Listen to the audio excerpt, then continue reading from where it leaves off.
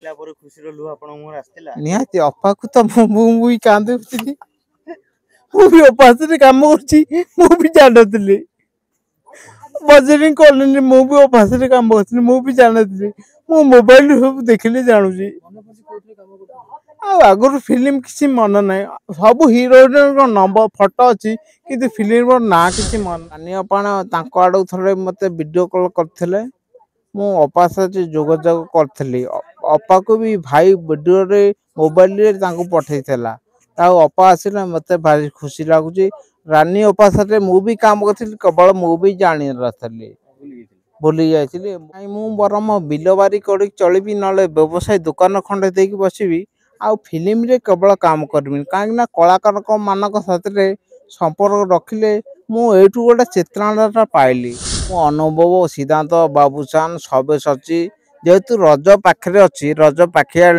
Film release हम ना से आडभाटाइज पब्लिसिटी कले लोक आसवे से मो पाक आसिले कौन लोक आसवे से लगे ना हूँ सुशील भई कौन असुविधा आज रानी बापा आपण घर को आछंती मु गोटे गाड़ी धक्का करी जेहेतु छोट छुआ गोटे आगे पशिगले मु गोटे इलेक्ट्रिक खुंटे बाड़ेदेली गाड़ी धक्का से मोर भी भूल अच्छी ना छोट छुआ पटे चल पाखापाखि 10 मास हो गलानी पाखापाखि 10 मास हो गलानी आ मेडिकल 6 मास खंड रही एवं घर को मुझे आई 4 मास हम पाखापाखि हो गलानी आ छाड़ खाई दिन बहुत दिन हो गलानी पाखापाखि 2 किलोमीटर पाखापाखि तो कौन करंती आपण प्रोफेशन कौन करंती मु ओडिया फिल्म रे प्रोडक्शन बॉय काम करे मु किसी दिन आगु कही कई भी आसे आर्टिस्ट माने जहाँ को आम खरा छता भोक खाए बाड़की दौ गाड़ी ओल्ले भी नमस्कार सम्मान पकाउलु कौन कलाकार भी आसिले कि कई बेदे मो बड़ भाई जेहेतु देखी आसबनी सी भी मोबाइल ह्वाट्सअप कही समिति की भाई जहाँ नंबर अच्छी सी भी भाई जोगाजोग कर जाओ रानी अपा सी भी जोगाजोग कर भी देह कर जाओ रानी अपा आसले भारी मत खुशी लगुच मु भी रानी अपा साथ काम कर भी जानी नी मोबाइल देखिली भी जानी बजरिंग कॉलोनी काम करी सब मुंड माड़गला दई सब भूली ना मोर भी मन केते वर्ष होला ओडिया फिल्म इंडस्ट्री आपण काम करथिले बहुत दिन हो बहुत केते वर्ष मोर तो मन ना बहुत दिन हो भाई मन ना सब हीरो को फोटो अच्छी किंतु फिल्म ना किसी मन ना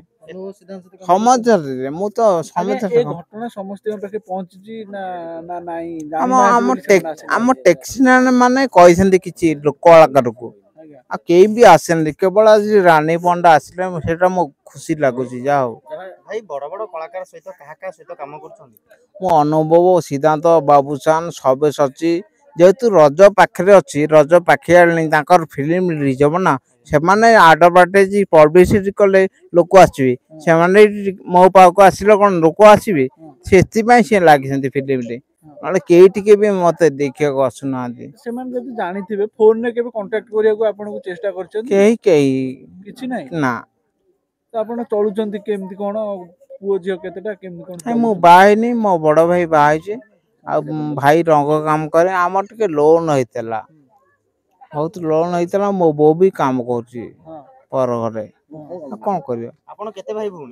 आम 3 भाई गोटे भौणी बड़ भाई बड़ भाउज आपण सेवा करंती भाउज भाउज भी मत गादी दउची गंजी भी पिंधेछु झाड़ा बसले भी पानी छाड़ी दउची भाउज हाथ जेहेतु मो हाथ डाण चलुनी सी पानी ढलुची ना मु चंची जाउची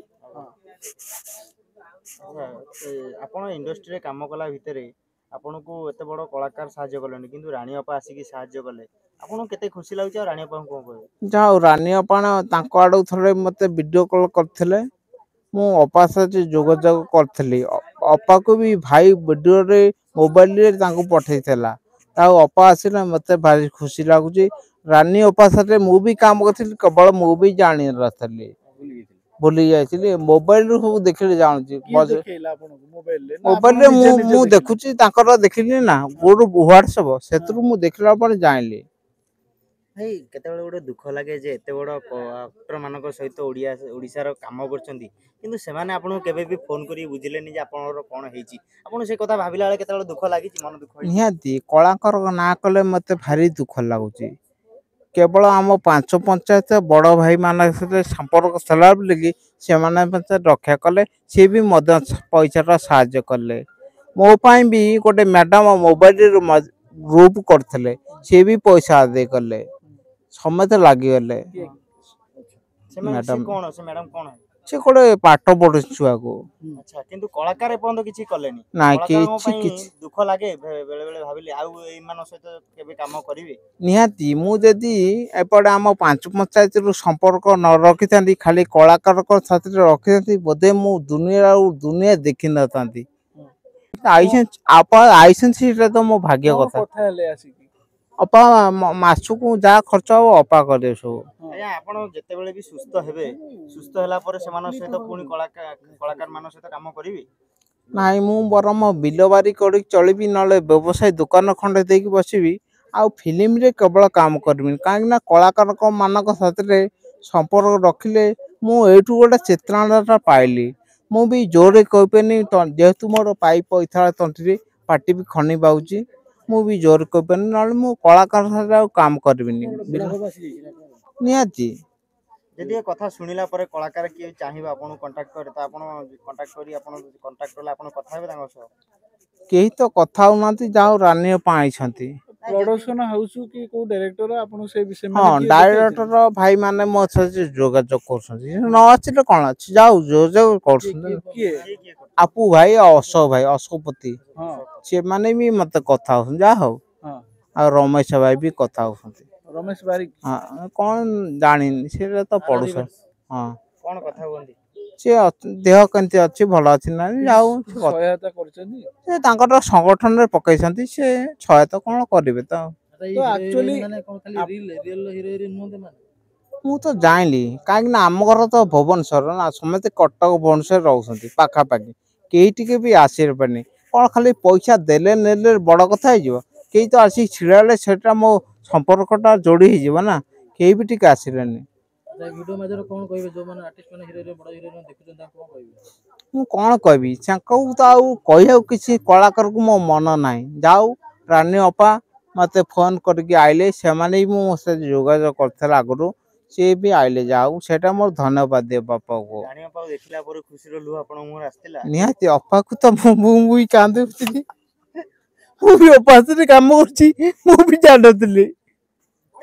ବଜରିଂ କଲିନି, ମୁଁ ବି ଅପା ସାଥିରେ କାମ କରୁଥିଲି, ମୁଁ ବି ଜାଣିନଥିଲି। ମୁଁ ମୋବାଇଲରୁ ସବୁ ଦେଖିଲି, ଜାଣୁଛି।